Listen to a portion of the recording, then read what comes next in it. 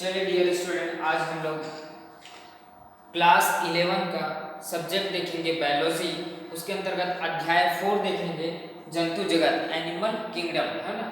हमने क्या किए थे, एनिमल किंगडम के पहले शुरुआत किया था 11 संघ की, और 11 संघ में हम 2 संघ की आज चर्चा की। पहले संघ क्या थे, सिलेंट्रेटा। सिलेंट्रेटा के हमने पिछले क्लास में ले लिया क्लास, और उसके बाद दूसरा संघ क्या है, दूसरा नंबर है निडेरिया या सिलेंट्रेटा। तो आज निडेरिया और सिलेंट्रेटा के बारे में अध्ययन करते हैं। चलिए देखते हैं, निडेरिया और सिलेंट्रेटा दोनों एक ही शब्द है। इसी को नाइडेरिया भी कहा जाता है, ठीक है। नाइडेरिया के नाम से भी जाना जाता है और इसी को निडेरिया भी कहा जाता है, ठीक है, निडेरिया या सिलेंट्रेटा। तो आगे हम बात करते हैं कि क्या होता है निडेरिया और सिलेंट्रेटा। तो सबसे पहले मैं बता दूं, पहली कक्षा में हम लोग पढ़े थे पॉलीफेरा। तो पॉलीफेरा के अंतर्गत हम लोग देखे थे पॉलीफेरा में किस जंतुओं को रखा गया है। तो पॉलीफेरा के अंतर्गत जो है स्पंजी जंतु को रखा गया है, ठीक है। उसमें स्पंजी जंतु जिसको बोलते हैं साइकॉन, हम लोग एग्जाम्पल में साइकॉन के बारे में अध्ययन किए थे। लेकिन आज हम नाइडेरिया और सिलेंट्रेटा के बारे में अध्ययन करेंगे, जिसके अंतर्गत जो स्पंजी जो जीव है ना, जंतु रखा गया है, उसके ऊपर के जंतु को, स्पंजी से ऊपर वाले जो जंतु है उसको जो है सिलेंट्रेटा वर्ग में रखा गया है, संघ में रखा गया है। देखते हैं तो इस संघ के अंतर्गत ऐसे आद्य बहुकोशिकीय जंतु को रखा गया है जो कि स्पंजों में अपेक्षाकृत अधिक विकसित होता है। मैंने पहले बताया कि हम लोग जो पॉलीफेरा के ऊपर जैसे बढ़ेंगे तो नाइडेरिया या सिलेंट्रेटा आएंगी, वो संघ क्या होती है, स्पंजों से थोड़ा अधिक विकसित जीव, जिसे इस संघ में रखा गया है, ठीक है। आगे हम लोग देखते हैं कि संघ में सम्मिलित जो है जीव बहुकोशिकीय देह भित्ति से घिरी सिलेंट्रॉन गुहा युक्त होती है। आप लोग देख सकते हैं इनकी जो देह भित्ति है वो क्या है, सिलेंट्रॉन गुहा। सिलेंट्रॉन गुहा के अंतर्गत इसका नाम पड़ा है सिलेंट्रेटा, याद रखिए, क्योंकि सिलेंट्रेटा इसका नाम है किसका, इस संघ के जो जंतु आते हैं सिलेंट्रेटा के अंतर्गत, है ना, उसी को क्या है, देह भित्ति से घिरी सिलेंट्रॉन गुहा युक्त होते हैं, जिसमें दंश कोशिकाएं पाई जाती है। अब ये दंश कोशिकाएं क्या होती हैं, दंश कोशिकाएं पाई जाती है किसमें, हम लोग पढ़े हैं सिलेंट्रेटा या निडेरिया में। दंश कोशिका ये होती है, जैसे मैं हाइड्रा की ये स्ट्रक्चर ड्रॉ किया हूँ, यहाँ पर देख सकते हैं हाइड्रा है, तो हाइड्रा में बहुत सारे दंश कोशिकाएं पाई जाती है। दंश कोशिकाएं का काम क्या करती है, जो जंतु होती है उसको सुरक्षात्मक आवरण प्रदान करती है, ताकि कोई जीव उसके ऊपर आक्रमण करे तो वो सुरक्षा प्रदान करे। इस प्रकार से हमें दंश कोशिकाएं पाई जाती है। एक जगह से दूसरी जगह मूवमेंट के लिए भी इनका उपयोग किया जाता है, और रक्षणात्मक आवरण के लिए भी दंश कोशिकाएं का उपयोग किया जाता है। आगे देखते हैं सामान्य लक्षण। देखें तो सामान्य लक्षण क्या क्या पाई जाती है किसके अंतर्गत, सिलेंट्रेटा में। तो अधिकांश जंतु जो पाई जाती है वो क्या होती हैं, समुद्री जीव होते हैं।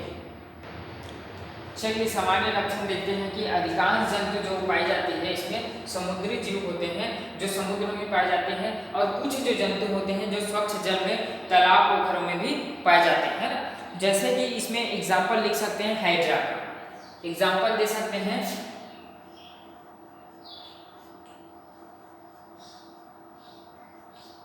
हाइड्रा। सामान्य लक्षण के अंतर्गत देखें, दूसरा पॉइंट आता है इसके, इनकी जो शरीर होती है वो क्या होती है, एक केंद्रीय गुहा होती है, जिसे सिलेंट्रॉन कहते हैं। इनकी जो शरीर का बनावट है वो क्या रहती है, एक केंद्रीय होती है। इसमें हम लोग कहीं पर भी इतने सारे छिद्रनुमा संरचना नहीं देख रहे हैं, या इतने सारे केंद्रक इसमें पाई जाती है, ऐसा नहीं देख रहे हैं। ये क्या होती है, एक केंद्रीय गुहा होती है। एग्जाम्पल में लिख सकते हैं, जैसे सिलेंट्रॉन कहा जाता है, ठीक है। उसी प्रकार तीसरा देखें, इनके शरीर में डिप्लोप्लास्टिक होती है, मतलब क्या है, एक्टोडर्म और इंडोडर्म। एक्टोडर्म और इंडोडर्म 2 स्तर इनमें पाई जाती है, और दोनों स्तरों के जो मध्य होती है वो जिलेटिन युक्त होती है। इसी को मेसोग्लिया कहा जाता है, मेसोग्लिया भी कहा जाता है। तो डिप्लोप्लास्टिक 2 प्रकार के, इंडो और एंडोडर्म पाई जाती है, ठीक है, एक्टोडर्म और इंडोडर्म। अब एक्टोडर्म में विशेष प्रकार की दंश कोशिकाएं पाई जाती है। एक्टोडर्म में विशेष प्रकार की दंश कोशिकाएं पाई जाती है, जिन्हें निडोब्लास्ट कहा जाता है। निडोप्लास्ट या हिप्नोटॉक्सिन कहा जाता है। ये क्या होती है, शिकार को बेहोश करने के काम आती है। एक्टोडर्मल और इंडोडर्मल दो प्रकार की जो है डिप्लोप्लास्टिक इसमें पाई जाती है। जब भी इनको इस जीव को शिकार करना होता है तब इनका उपयोग करती है ना। इनके शरीर के अग्रभाग जो है उभार युक्त होती है। इनके शरीर में जो अग्रभाग है वो क्या होती है, उभार युक्त होती है। इसको देख सकते हैं, इनकी जो शरीर के सामने का जो पोर्शन होती है उसमें उभार पाया जाता है। उभार होने के कारण इसी को बोलते हैं हाइपोस्टोम। हाइपोस्टोम कहा जाता है। हाइपोस्टोम के ऊपर जो होती है मुख होता है और मुख के चारों ओर आपको जो है धागे नुमा क्या स्पर्शक दिखाई देंगे। यहाँ पर जो है ये मुख है, ये क्या है, हाइड्रा। ये हाइड्रा का स्ट्रक्चर आप लोग देख सकते हैं कि हाइड्रा में क्या क्या पाए जाते हैं। तो हाइड्रा में यहाँ पर देख सकते हैं बर्ड है, ये क्या है, बर्ड पाई जाती है। ये क्या होती है, बर्ड मतलब ये क्या है, आगे ग्रोथ करने वाली होती है। ठीक है, हाइड्रा जो है ब्रांचेस होती है, यहाँ पर जो बर्डनुमा संरचना निकलती है और ये आगे ग्रोथ करती है। ठीक है, उसके बाद देखते हैं यहाँ पर जो है ओवरी पाई जाती है इनकी। ये क्या है, ओवरी पाई जाती है। और वर्तिका, इनके ऊपर देखें तो ऊपरी संरचना क्या होती है, उभारनुमा संरचना होती है। जहां पर जो है गोल बड़ा सा छिद्र है वो क्या रहती है, इनकी मुख होती है ना, माउथ। और ये जितने जो है छिद्र यहाँ पर जो है इस प्रकार से जो स्पर्शक दिखाई दे रही है वो क्या है, संस्पर्शक है, जिसके द्वारा वो आगे मूवमेंट कर सकती हैं। और जो है इसमें जो है लिक्विड जो है नुमा संरचना होती है। लिक्विड मतलब एक तलीय जो है, तली जो संरचना होती है, तैलीय संरचना, उसके द्वारा वो अपना शिकार करती है। इस प्रकार हाइड्रा में स्पर्शक धागेनुमा संरचना पाई जाती है। इनकी जो शरीर होती है वो जो है टिश्यू लेवल की बना होता है। श्रम विभाजन पाई जाती है। सिलेंट्रेटा में जो है अंधगुहा शरीर योजना वाले भी होते हैं। ये जो है क्या होती है, मांसाहारी भी होते हैं।